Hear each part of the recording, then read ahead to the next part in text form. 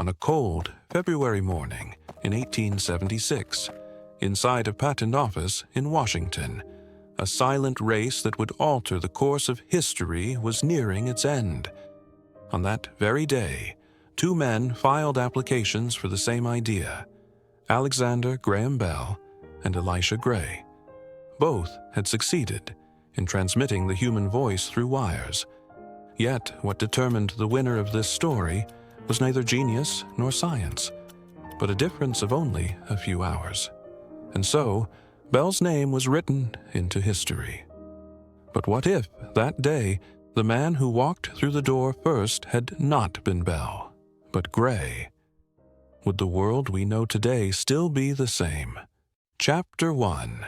The Same Century, Different Roots. In 1835, in the state of Ohio in the United States, in a town surrounded by wide fields and small workshops, Elisha Gray was born. Ohio was a place where industrialization had only begun to pass by its edges, where labor and production stood at the center of life. Gray's family made its living through farming and manual work. His father spent his days with soil, machines, and simple repairs. From a very young age, Elisha learned the sound of metal, the resistance of wood. This environment shaped a way of thinking that was practical, patient, and systematic. By the 1840s, Gray was a quiet but attentive young man. He spent hours working with wires and small mechanisms, especially curious about how sound behaved along strings. In the 1850s, he entered Oberlin College. There, he studied engineering and, at the same time, took an interest in music. A few teachers who supported him recognized early Gray's extraordinary talent in electricity. For Gray, science was a field that could be measured and controlled.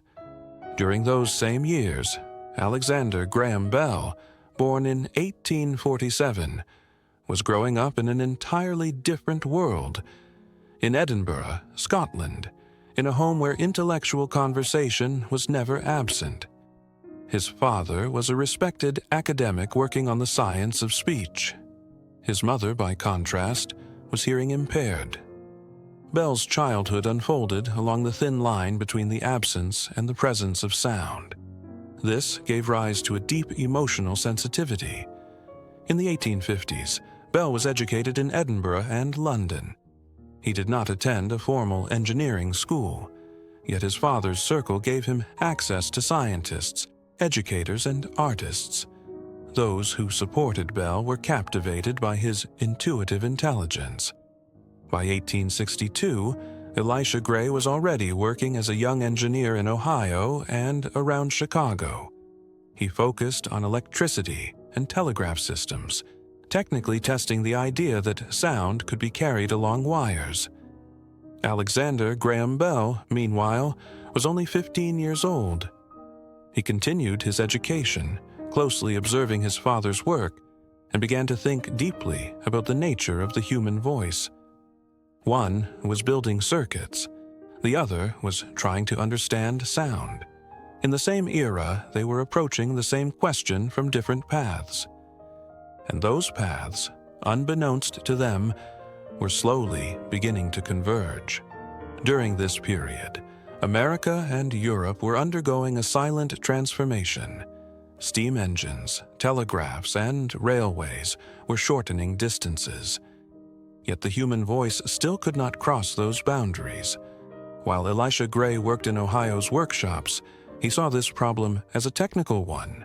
To him, everything was a solvable equation. With the right materials, the right voltage, and the right configuration, sound, too, could be brought under control. For Alexander Graham Bell, the matter was different. He grew up in Edinburgh, thinking of the sounds his mother could not hear. He felt that speech was not merely a vibration, but a means of connection between people. His father's work transformed sound in Bell's mind from an abstract concept into a concrete mission. Two different geographies, two different perspectives. one fed by America's culture of production, the other by Europe's intellectual heritage. They had not yet met. They were not yet aware of one another. But within the same century, they revolved around the same question. This silent parallel would, in the years to come, become one of history's greatest patent controversies. For now, these were only their youth. There were experiments, there were observations, there were questions. The answers were still far away. Chapter 2. The same goal, different paths. By 1862, Elisha Gray was no longer a young engineer, but an inventor beginning to define his direction.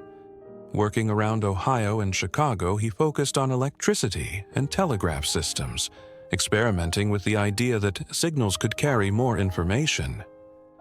The telegraph lines of the era allowed only short, interrupted messages. Gray believed that multiple signals could be sent over the same wire.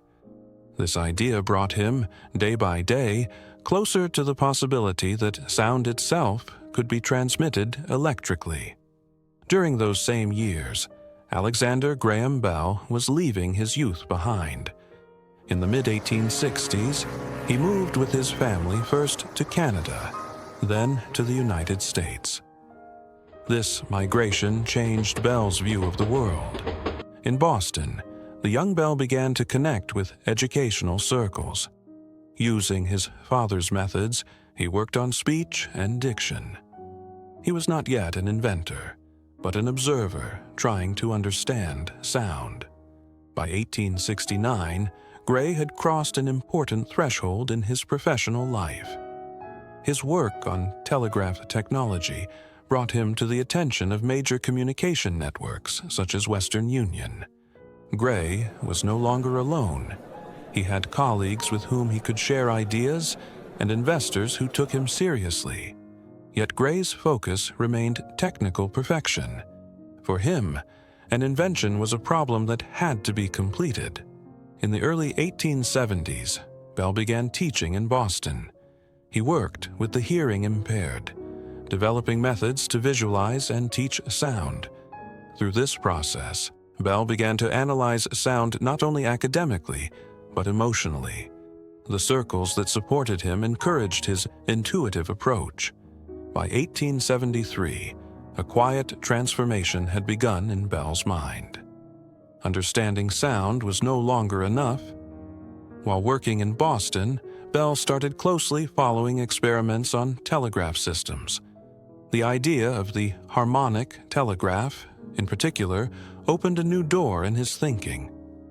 If a single wire could carry multiple frequencies at the same time, why couldn't one of those frequencies be the human voice?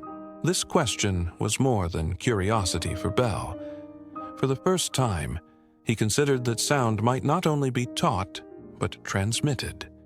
It was at this moment that the idea of the telephone was born in Bell's mind as a clear objective.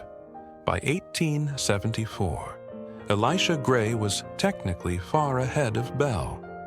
A respected inventor in the world of telegraphy, he concentrated his work on the harmonic telegraph, systematically developing the idea of sending multiple signals over a single wire. For Gray, the issue was not transmitting the human voice, but achieving perfect control over electrical signals. For this reason, he did not target sound directly in his experiments. He saw it as part of a larger system. His work with liquid conductors brought Gray very close to the telephone. Yet he still believed he was improving the telegraph. Bell, by contrast, was searching for a solution that worked, even if it was imperfect. This difference in approach would change the course of history just 1 year later.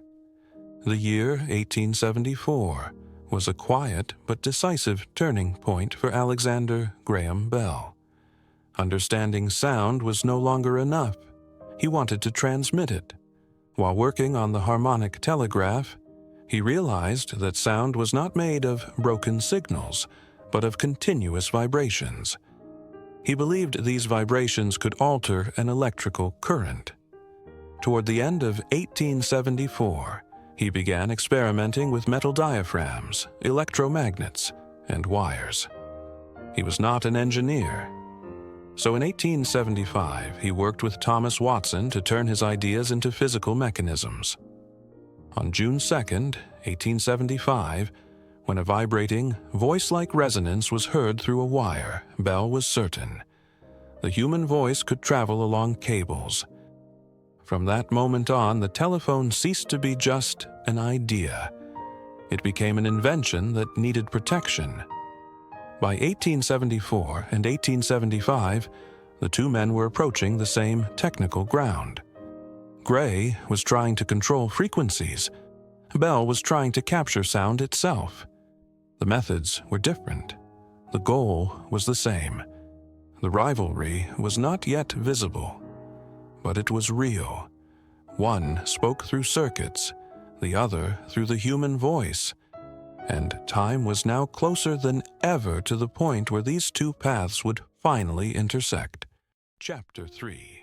One morning, a few hours, and a changed world. On the morning of February 14th, 1876, Washington was only beginning to wake. The streets were quiet. The air was cold. Inside a small patent office, documents that would alter the course of history were about to be placed on desks. In the same city, for the same idea, there were two prepared applications. Both sought to carry the human voice along wires. Yet that morning, what proved decisive was not science, not effort, not intelligence. There was only time, hours, minutes, and signatures set in ink, and one truth not yet known to anyone. A few hours later, the world would enter a path from which there would be no return. That morning, Elisha Gray left his home early. Throughout the night, he had reviewed his notebooks, revisited his notes. For the first time, he felt with clarity the importance of the idea he carried.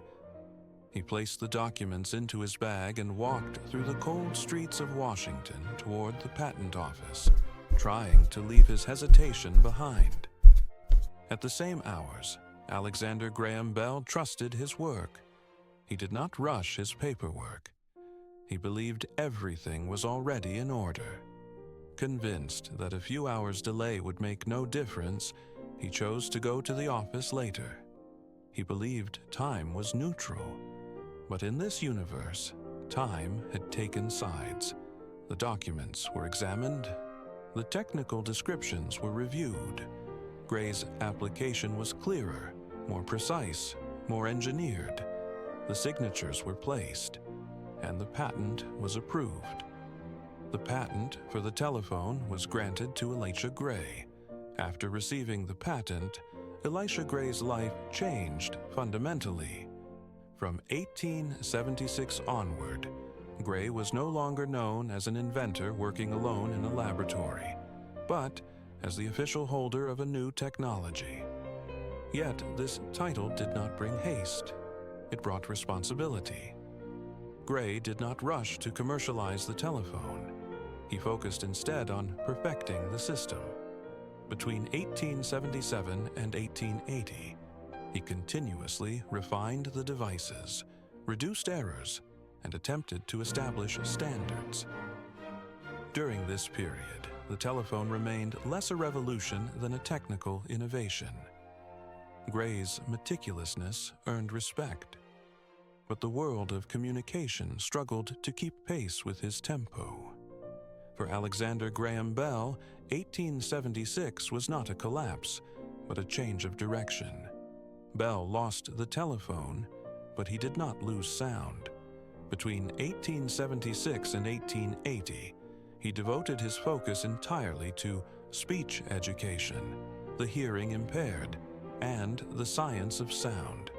He gained recognition in academic circles. His identity as a teacher and researcher grew stronger. Though he remained distant from the world of the telephone, he became known for his work on the role of sound in human life. In this universe, Bell became not an industrialist, but a thinker. His name echoed not in patents, but in classrooms and lecture halls. By 1880, the telephone existed as a technology in Elisha Gray's hands, but it had not yet found a shared language. Gray's careful approach led to constant improvement, but delayed standardization. Different regions developed different systems. Companies pursued their own solutions. This complexity soon gave rise to legal conflict, patent rights, licensing agreements, limits of use. Courtrooms replaced laboratories. Between 1880 and 1887, the telephone became less a technological innovation than a legal debate. Communication existed, but not everyone was speaking the same way. After 1887, the pressure surrounding the telephone began to ease. As Elisha Gray's patent term neared its end, new movement emerged in the technological world. Different companies entered the field. The search for compatibility accelerated. The telephone, long confined to laboratories and institutions, began for the first time to attract broader public interest. Standards formed, late but enduring. Networks expanded. In those same years, Alexander Graham Bell, distant from industry, was known for his work in sound science and education. By 1892, the world was speaking, but that voice rose only after a long silence. Chapter 4. As the world began to speak. By 1892, after years of uncertainty, the telephone began, for the first time, to draw the attention of the wider public. The removal of patent barriers opened the door to new ventures. But this growth brought not order, but chaos. Intercity connections were attempted, yet lines frequently failed due to incompatible systems. Within the same city, multiple networks had been established, but they could not speak to one another. There was no common standard. The telephone existed, but it did not inspire trust. For users, it was a device that sometimes worked and sometimes fell silent. In these years, the telephone was perceived less as a revolutionary tool and more as a contested innovation. After 1892, Alexander Graham Bell and Elisha Gray gradually became two parallel figures, withdrawing from the stage of a rapidly changing world. Bell distanced himself from industrial life and concentrated his work on the science of sound, speech, and hearing. He believed that communication began in the human mind before it ever became technology. In 1893 and 1894, he delivered lectures.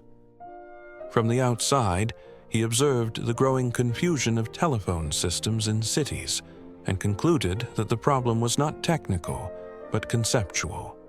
During the same period, Elisha Gray accepted that the telephone had moved beyond his control.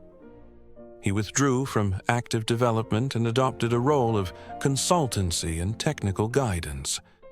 In the public eye, he was remembered less as an inventor and more as an architect who had laid the foundations of the telephone.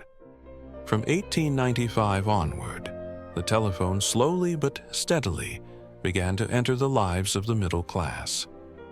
It was now used in homes, yet it remained expensive, and the telegraph retained its dominance in many areas. In 1896, with the spread of switchboard operators, the human factor came to the forefront of communication. The telephone was no longer merely a device, but a living connection established between people. By 1897, large capital groups began entering the sector. The fragmented structure was now being questioned. The need for common standards was acknowledged. For the first time, the future of the telephone began to be seriously planned. In 1898, efforts to interconnect networks accelerated. During these years, Bell deliberately remained distant from technology, focusing instead on the social and psychological dimensions of communication. In his writings, he argued that communication was not merely a technical issue. Gray, meanwhile, continued to defend accuracy over speed. His discomfort with uncontrolled expansion drew him toward a more withdrawn life. By 1899, neither name stood at the center of public attention. Yet the telephone continued to advance upon the foundations they had laid. With the arrival of 1900, the telephone became an indispensable part of urban life. The speed it introduced to the business world fundamentally transformed communication habits. With Elisha Gray's death in 1901, a chapter in this long story came to a close. By 1902, the telephone no longer belonged to individuals, but to infrastructure itself. The world was speaking, and this voice was not the result of a sudden victory, but of a long process won through patience. Chapter 5. The Silent Legacy.